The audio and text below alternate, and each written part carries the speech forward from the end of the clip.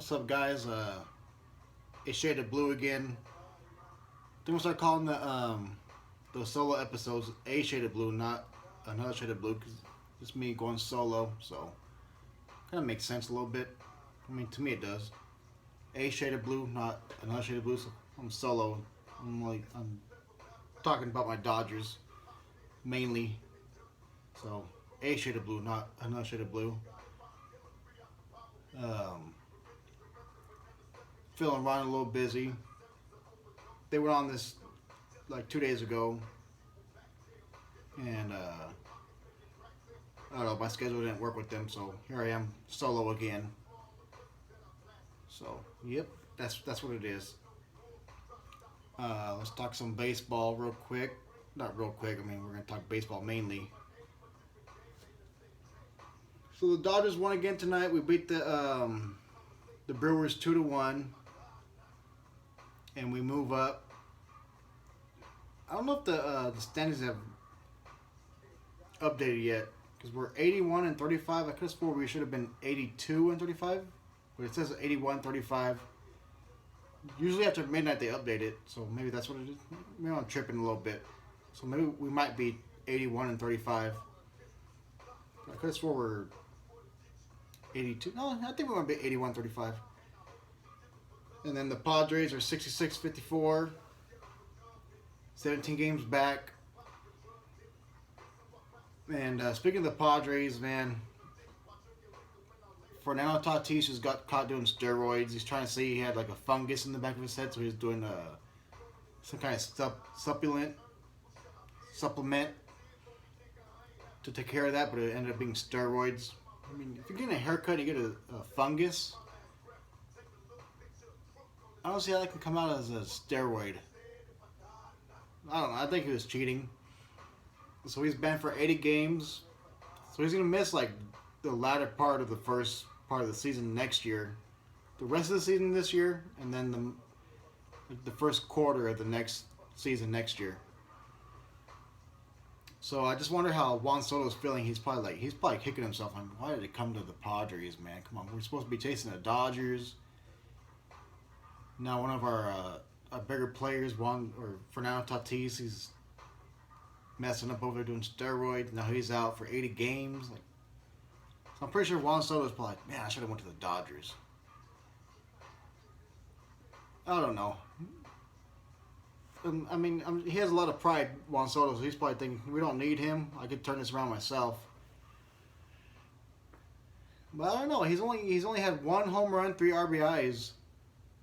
If I remember correctly, I don't have the notes on Juan Soto because I'm not following the Padres too much. I'm not worried about them. But I'm pretty sure he only has 1 home run and 3 RBIs with the Padres since he's joined them from the free agent frenzy. So yeah, I think that's what it is. He hasn't really done much with them. So, I mean, he might be kicking himself now. He's probably like, damn, why did I come over here? So like I said, we're 81 and 35 for now. Percentage 698. The Mets are 76 and 42, 644. Their last 10 they got 7 out of 3. Dodgers the last 10 8 out of 2. There we go again to 2. Let's see. So we're the Dodgers 81 and 35, and the Yankees are 73 and 45. So we're at least 6.5, 7 games above them. Man, they were on record pace to get like what did they say at one point they were gonna get like 125 wins or something like that. Now they're just falling off. Like, what happened over there? I'll give you props, Phil. The best team in New York is the mighty Mets. I'll give you that. But yeah, the best team in the league is the Dodgers. So obviously, the best team in the NL, the National League, is the Dodgers as well. So you guys are a half game behind. Oh, you guys are a half game up of the Astros. Well, that isn't really much because it's different divisions. So you guys are 76-42. The Braves are 72 and 47. We have so our next 14 games. We've already played 3 games out of the 14. We had 3 games against the Brewers, and the next 4 against the Marlins, and the next 4 against the Brewers again, and the next 3 against the Marlins. So that's 14 games against only 2 teams. And I mean, both those teams, they're not doing like crazy stats. The Marlins are under 500, but they've been winning lately. And the Brewers, they're second behind St. Louis in their division. So it's not gonna be a stepping stone in the next 11 games now. So 11 games more, we gotta pick it up. So we had a 12-game winning streak, and we're averaging like 6 or 7 runs a game. And then now that we're playing the Brewers, our bats are slowing down. And that's why I said the last episode, like 2 episodes ago, I was like wishing we would have got a slump before October. And we're still winning a little bit, but I wouldn't call it really a slump. But I mean, I'm sure the Dodgers would say, yeah, they're not playing up to par. So I don't know. It's not a slump, but the Dodgers would say they're kind of in a slump themselves. So I'll take that. Let's see. Freddie Freeman and Trey Turner, they both have 116 games under their belts this year. And they're both battling for the league lead for hits at 144. And it's funny because what was the day before yesterday, Joe Davis, our commentator for Fox Sports and Sports in LA, he pointed out how when Freeman gets a hit or Trey Turner gets a hit and they go back to the dugout, they don't really talk to each other. And I was like, what are you talking about? So I looked at it. Freddie Freeman hit a home run, and he was like hugging all up on Mookie Betts. But then Trey Turner gets a hit, and he goes back to the dugout after the hit, like, you know, a couple of outs later.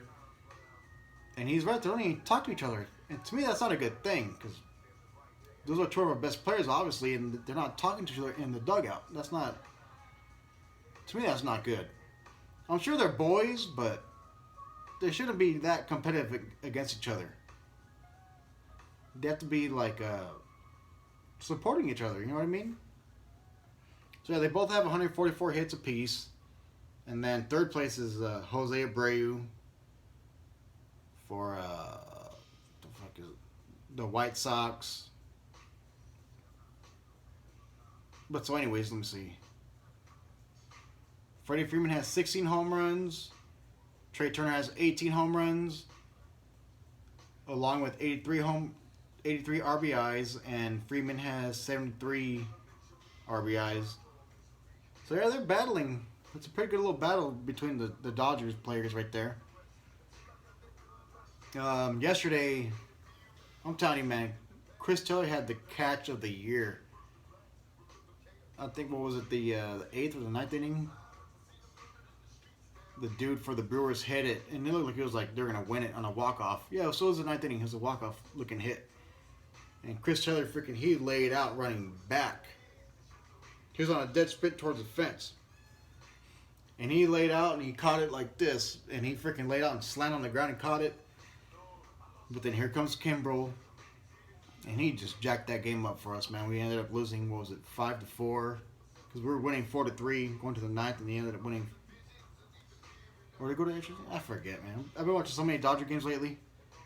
I know we lost. That's all I know. We ended up losing by 1, thanks to Kimbrel. And then today he comes in and he makes it a little scary looking, but we still get to win 2-1. We got the win today, so that's why we're 81-35 with the last 10, 8 and 2 out of the last 10. So yeah, that's what it is. Let's see, what else do I want to talk about? Then Mookie Betts had no hits today. Trey Turner had no hits today too. Damn, what the hell? I thought he had at least 1 hit. Oh, Freeman had 1 hit. He went 1 for 4. Trey Turner went 0 for 3. That's why Freeman tied him with 144. So I mean, it's kind of crazy that when I'm looking at my own players as a little battle. I mean, it's cool for the league lead and stuff, but I just hope they're not getting into each other's heads and like, they're making it a little thing and getting a little animosity towards each other. So Justin Turner went 0 for 4 today. Chris Taylor went 1 for 4. Oh, and that's another thing. Ballinger, Cody Ballinger, he's been benched the last 2 games, like legit benched. And so Dave Roberts, he decided finally, he's like, man, I got to put this guy on the bench. And I didn't even see him in the dugout today when I was watching the game. I didn't see him in the dugout at all. He was like at home or something. And especially after yesterday with Chris Taylor doing that catch. We still have a good defense in the outfield. And so I know we always say if it wasn't for Cody Bellinger's defense, he would have been gone because his offense ain't there. But if like a player like Chris Taylor and Trace Thompson, Mookie Betts, they keep doing what they're doing out there, man, Cody Bellinger, he might be gone. He's gonna be long gone because his offense ain't there. That's for sure. We all know that. If you're a Dodger fan, you know he ain't been there for the past 2.5 years. I'm getting redundant now talking about Bellinger. So I don't know, man. Yeah, and that's the thing too. Yesterday, Chris Taylor had the catch of the year, and then Kimbrel came in and jacked it up, and it was like all for naught. So I don't know. This is what it is. I got Tupac playing in the background too. I don't know if you guys can hear it. I hope I don't get copyrighted. Let me scroll back up real quick. So let's get into some NFL. 49ers beat the Packers 28-21, week 1 of the preseason. And then now, what is that? Saturday, we got the Vikings. Who was it? The quarterback for the Giants. He's not looking too good. I'll tell you that much, Phil. I was watching that game. He was slinging it out there. He was slinging that damn football. So week 1 of the NFL opener, we're at Chicago. Let me Google the Giants. Let me see who you guys open up with. New York Giants. The New York Football Giants. So, oh, come on, man. It's showing all kinds of bullshit crap here. Preseason. Okay, let me go click the Giants logo. See if it'll help me out a little bitch. Alright, fuck it. It ain't working. I gotta go to the New York Giants website. Giants.com. Schedule. Come on, click the damn thing, man. Come on. So, week 1, you guys open up at... New England. And then week 2, you guys are at the Bengals. No, what the hell? That's preseason. My bad. I'm tripping. Regular season. You guys open up at Tennessee, Panthers, Cowboys. Let me look at the schedule real quick for the Giants. Cowboys, Bears, Tennessee, Panthers, Green Bay, Ravens. Man, you guys got a tough schedule right there, Phil. I got you guys going. What is it, 17 games now? I got you guys going 6-11, and that's a good guess. 6-11 for the Giants, and then I don't know, 49ers. I think we'll be over 500 for sure. Trey Lance, he's been looking good. The thing is too with Jimmy Garoppolo, what is he doing with the 49ers? He's just sitting out there on the chair just watching all these practices. What is he doing? I don't know. Because we got Trey Lance and then the other dude, Sudfeld or something like that. He's looking pretty good too. Our backup quarterback. So yeah, and then let me see, what is the thing called? Let me go to the Googles.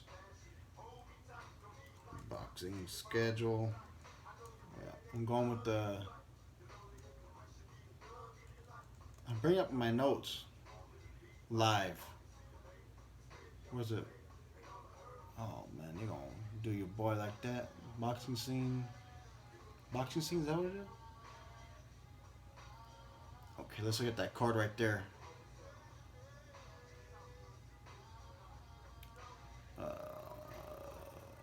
So this weekend, Alexander Usyk and Anthony Joshua. Usyk already beat him, so Anthony Joshua, he's looking for the comeback fight. He's trying to get his name back up there because he's been looking mediocre his last 3 or 4 fights. Andy Ruiz beat him the one time, knocked him out, and then he came back and got the rematch win, and then he ended up losing again against Usyk. So now he's going back again against Usyk. So we'll see if he ends up out of what is it, 2 out of 4? Because that dude looked unstoppable, Anthony Joshua.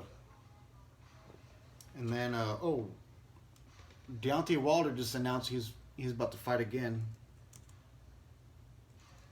Deontay Wilder. Oh golly, man, come on, bro. Deontay Wilder next fight.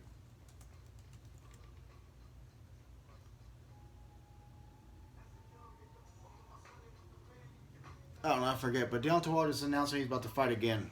I think, what was it, October? He's going to fight in October. Yeah, October 15th. Against, oh, there it is right there. Deontay Wilder to return against Robert Helenius. I never heard of that dude, so it looks like Deontay Wilder's looking for stepping stones. So, I mean, that dude, he was on top of the world in the boxing heavyweight division. But now he's been getting jacked up by Tyson Fury. So it looks like he's trying to just fight like mediocre fights that nobody's ever heard of. Try to make his way back up a little bit.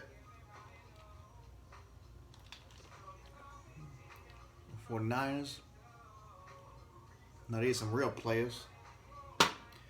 But so anyways, I think that's about it for the sports. I just want to give a shout out to Phil and Ron. They were on a couple days ago. And I got on a little stupid. I left some dumb comments. I don't know. I just try to be funny a lot of times, and I thought they were having like some weird silences, but I guess they're having audio issues. So I left a dumb comment, and I called them out a little bit. I don't know. I was trying to be funny. I'll be honest. I was trying to be funny, but it turned sideways. I mean, it is what it is. I mean, I shouldn't have said anything, I guess, but. I just want to say I apologize to Ron and Phil. No hard feelings. We're still a team when it comes to Another Shaded Blue. So we're still talking. But I don't know, I can say some dumb shit. Especially when it gets late and I'm like tired and stuff, I'll just say whatever. Not even late too. Like that was during the day actually. I was like half asleep when I tuned in and I said whatever I said. And I guess I ruffled the wrong feathers. So I apologize to my what do you call it? My co-anchors, whatever. So I don't know. It is what it is. I told them I apologize. And, yeah, I'm wearing sunglasses, not because I'm drunk, just because I want to. To me, I think the glasses are like a meme now. When you see me with my sunglasses, you know it's a late show. That's what it is. So, yeah. But yeah, I still got the Dodgers and Mets meeting in the postseason to see who goes to the World Series. That's what it is. Dodgers and Mets. And then it's going to be a battle. The Dodgers and Mets for the NL. And then the Yankees and the Astros. I mean, that kind of seems like an easy guess.